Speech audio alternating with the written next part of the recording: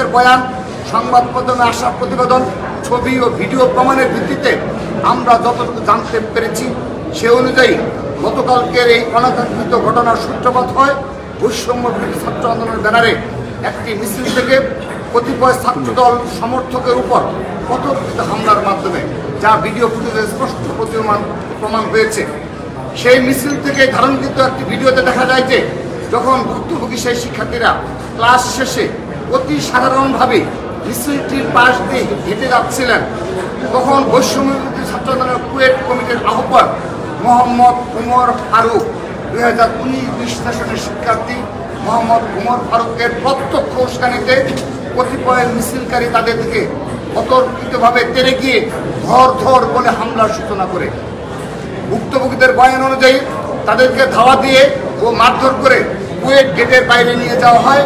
এবং গেটের কাছে একটি দোকানে আশ্রয় নিলে সেই দোকানদারকে হেনস্থা করা হয়, যার জবাবে সেই দোকান মালিকের পরিচিত কিছু স্থানীয় লোকজন সশস্ত্র হামলা চালায় সেই মিছিলকারীদের উপর। দফায় দফায় ধাওয়া পাল্টা ধাওয়া চলে কুয়েটের গেট হয়ে ওঠে এক রণক্ষেত্র। প্রায় ঘণ্টাখানেক ধরে চলে এই এলাকায় চলে ন্যক্কারজনক সহিংসতা। সেই সহিংসতায় জড়িত কতিপয় স্থানীয় দলীয় কর্মীকে ইতিমধ্যে বহিষ্কার করা হয়েছে বলে আমরা রাতেই অবগত হয়েছি এবং সোশ্যাল মিডিয়ায় দেখেছি। তবে তাদের কেউই ছাত্র দলের সাথে জড়িত নন এবং ছাত্র দলের ইন্ধনে শিক্ষার্থীদের উপর হামলা চালানোর কোনো কারণও তাদের নেই। আবার এর বিপরীতে 18 ফেব্রুয়ারি 2025 তারিখে প্রথম আলো অনলাইন নিউজ পোর্টালে প্রকাশিত কুয়েটের প্রথম হামলা নিয়ে ছাত্রদল ও বৈষম্যবিরোধী পাল্টাপাল্টি অভিযোগ শীর্ষক একটি প্রতিবেদন অনুযায়ী ঘটনার সূত্রপাত সম্পর্কে বৈষম্য বিরোধী ছাত্র আন্দোলনের এক নেতা প্রথম আলোকে বলেন, আচ্ছা, এটা কোর্টের প্রথম আলোতে যে নিউজটা এসেছে সেটি হলো গতকাল ছাত্রদলের শিক্ষার্থীরা ক্যাম্পাসের বাইরে ছাত্রদলের ফরম বিতরণ করেছেন। এর প্রেক্ষিতে আমরা সাধারণ শিক্ষার্থীরা আজ মঙ্গলবার সমাবেশ দেখেছিলাম। আমরা উপাচার্যের কাছে একটি আবেদন করার কথা ভেবেছিলাম যে এই ফরম বিতরণের সঙ্গে যারা জড়িত তাদের যেন বহিষ্কার করা হয় এবং ভবিষ্যতে যেন কুয়েটে কেউ কোনো ছাত্র সংগঠন করতে না পারে। এটি হলো প্রথম আলোতে একজন সাধারণ শিক্ষার্থীদের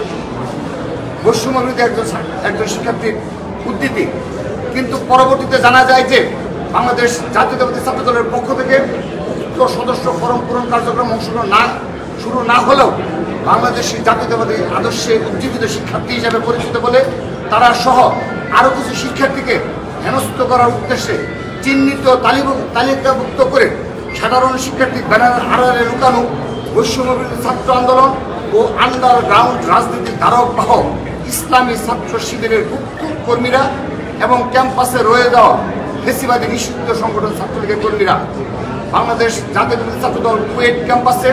আনুষ্ঠানিকভাবে কোনো রাজনৈতিক অনুষ্ঠান আয়োজন না করলেও এসব গুপ্ত ষড়যন্ত্রকারীদের ইন্ধনে সাধারণ